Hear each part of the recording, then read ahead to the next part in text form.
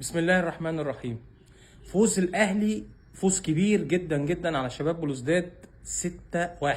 نتيجة كبيرة جدا في مباراة غريبة جدا. مباراة غريبة جدا، يعني اللي يشوف الماتش في بداية المباراة في الشوط الأول يقول لك يعني إيه الأهلي، يعني لو تعادل يبقى كويس. إن الأهلي كان أداؤه وحش جدا في الشوط الأول. النهارده في أسباب خلت النادي الأهلي وحش قوي في الشوط الأول، فنية وأسباب من الجمهور هنقولها مع بعض. وفي اسباب خلت النادي الاهلي يفوق ويكسب المكسب الكبير ده في الشوط الثاني.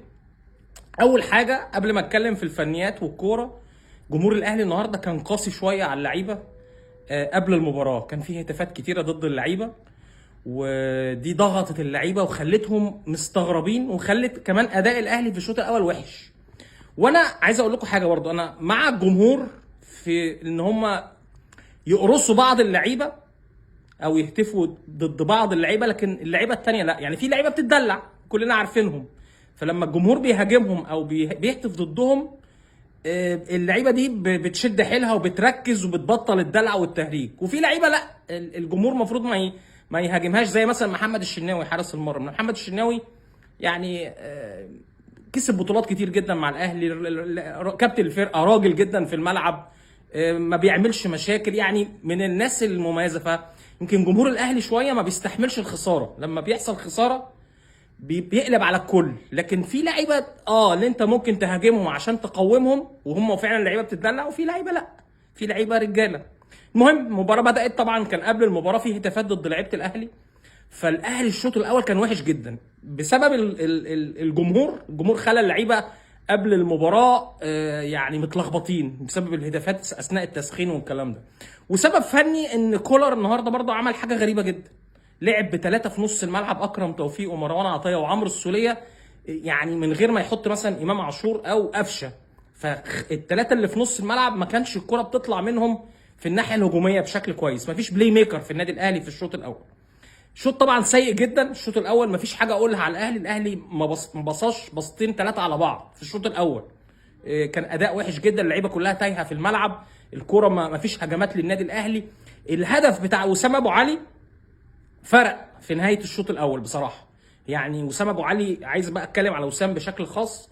وسام النهارده طبعا احرز 3 اهداف. وسام ابو علي حتى والاهلي وحش، الولد مموت نفسه وبيحاول وبيتحرك جوه ال 18. الجون اللي جابه خلي بالكم النهارده صعب جدا، مع حسين الشحات عملها لبيرسي تاو، خبطت وراحت له. لو هو مش مركز ومتوقع مش هيعرف ياخدها كده على الطاير. يعني الكرة جات له من مدافع شباب بلوزداد. فبصراحه وسام ابو علي مهاجم عالمي، افضل صفقات النادي الاهلي خلال 10 15 سنه فاتوا وسام ابو علي. الهدف بتاع وسام ابو علي في التوقيت ده في اخر دقيقه في الشوط الاول هو اللي رجع النادي الاهلي تاني للجيم. ان الاهلي لو الشوط الاول كان خلص 1-0 كان هيبقى فيه احباط مع ضغط الجمهور، فما كانش الامور هتمشي بشكل كويس. كمان كولر اتصرف بسرعه، نزل بيرسي تاو مكان رضا سليم الغير موفق النهارده، وراح منزل امام في اخر 3 دقائق في الشوط الاول، وراح منزل كمان امام عاشور مع بدايه الشوط الثاني مكان خالد عبد الفتاح، وخلى امام عاشور يبقى قدام مروان عطيه وعمرو السوليه، وودى اكرم توفيق ناحيه اليمين. فده فوق النادي الاهلي، بقى النادي الاهلي بيلعب لقدام، الهجمات كلها بتطلع صح من نص ملعب النادي الاهلي. فشفنا بقى يعني ايه السيرك اللي اتعمل في الشوط الثاني وفوز الاهلي. الاهلي جاب 5 اهداف في الشوط الثاني، والمباراه تحولت تماما من اداء سيء جدا للنادي الاهلي في الشوط الاول لاداء عالمي في الشوط الثاني. و5 اهداف ملعوبه، منهم طبعا 3 اهداف لوسام ابو علي، الهاتريك اللي انا شايفه افضل صفقه للنادي الاهلي خلال السنين اللي فاتت. وكمان شفنا بقى حسين الشحات، وشفنا بيرسي تاو، وشفنا امام عاشور، يعني اهداف جابوا 3 اهداف كل واحد هدف، اهداف رائعه جدا، تسديد. يعني كل تفاصيل الكوره وكل مهارات كره القدم جت النهارده في اهداف النادي الاهلي. الاهلي لما بيفوق بيبقى شرس جدا، بس الاهلي طبعا متاثر كان في الشوط الاول زي ما قلت لكم بهتافات الجماهير شويه، اللعيبه ما كانتش مظبوطه. التشكيل اللي كان عامله كولر برضه في الثلاثه يعني ما كانش فيه لازمه ان هو يلعب ب3 في نص الملعب، 3 هاف ديفندر، مروان واكرم وعمرو السوليه. هو احتفظ بامام عاشور واحتفظ ببيرسي تاو واحتفظ بقفشه بره، لكن قدر بعد كده يصلح اخطائه. وشفنا اداء الاهلي تحول الى اداء هجومي بحت في الشوط الثاني مع نزول بيرسي تاو ومع نزول امام عاشور اللي عملوا فرق كبير في الملعب لصالح النادي الاهلي. طبعا في الناحيه الهجوميه ما شفناش فريق بلوزداد خلاص عدى نص الملعب، كان كل الشوط الثاني الكوره مع الاهلي وهجمات للنادي الاهلي متنوعه، فرص اهداف رائعه. وسام ابو علي يا جماعه يعني رد النهارده على كولر ان وسام ابو علي ما ينفعش يخرج من الملعب، يعني حتى في ماتش باتشوكا ما ينفعش يخرج من الملعب والنتيجه 0-0. فالنهارده وسام اثبت انه فعلا صفقه مميزه جدا، الولد كمان اندمج بسرعه جدا مع فريق النادي الاهلي. فبصراحه النهارده انا شايف ان السبب الرئيسي لفوز النادي الاهلي النهارده وعودته تاني للقاء بعد ما كان خسران 1-0 هو وسام ابو علي، اللي يعني جاب جون رائع جدا في نهايه الشوط الاول وخلى النادي الاهلي خارج من الشوط الاول متعادل 1-1 رغم الاداء السيء.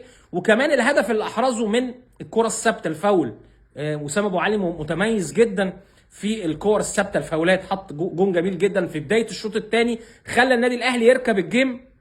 وبصراحه وسام لعيب متكامل، يعني النهارده انا قلت لازم هتكلم على وسام ابو علي النهارده. انا شايف السبب الرئيسي لفوز الاهلي النهارده وعودته للقاء هو وسام ابو علي. الولد هايل كور العرضيه تلاقي، تسديد تلاقي، فاولات، كور ثابته تلاقي، ضربات راس، تحركات. الولد من افضل المهاجمين اللي جم الدوري المصري وجم النادي الاهلي خلال زي ما قلت لكم 15 20 سنه فاتوا.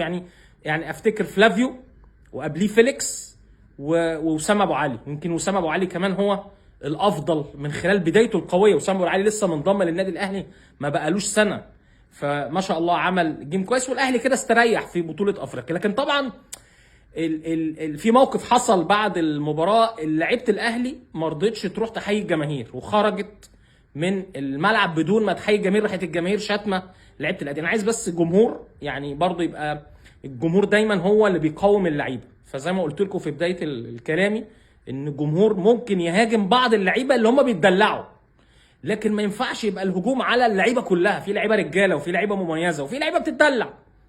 فعشان كده لعيبه الاهلي كانت زعلانه النهارده بعد الماتش ورفضت ان هي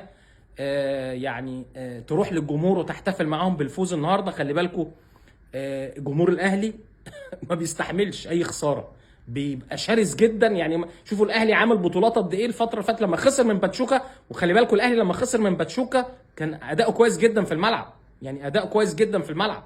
انا حتى طلعت بعد ماتش باتشوكا قلت رغم الخساره لا الفريق ادى مباراه جامده جدا وكان هو الافضل. فجمهور الاهلي ما بيستحملش اي خساره، ما بيستحملهاش وبيهاجم اللعيبه بسرعه جدا. فلازم برضو الجمهور يبقى هادي شويه ويحط في دماغه ان اللعيبه دي برضو هي اللي جابت بطولات للنادي الاهلي. يهاجم بعض اللعيبه اللي هو بيتدلعوا لكن مش كل اللعيبه. مبروك للاهلي طبعا، فوز حلو قوي ومباراه غريبه جدا. شوط اول سيء جدا، شوط تاني رائع جدا وعالمي و6 اهداف وحاجه جامده جدا. وكده الاهلي استريح في بطوله دوري الابطال في مجموعته وتصدر المجموعه ب7 نقاط. ويعني اصبح خلاص النادي الاهلي هو اورلاندو بايرتس الفرقتين اللي هيصعدوا اول وتاني من المجموعه. وفي نفس الوقت كمان الاهلي بقى هيستعد للعوده الى الدوري المصري خلال الفتره اللي جايه في مباراه المصري يوم الخميس، ماتش جامد جدا برضو في بطوله الدوري. والمصري خلي بالكم كسبان يعني الزمالك وكسبان بيراميدز، كسبان الفرق كلها اللي كانت في المربع. فهتبقى مباراه قويه جدا بقى ما بين الاهلي والمصري يوم الخميس القادم ان شاء الله.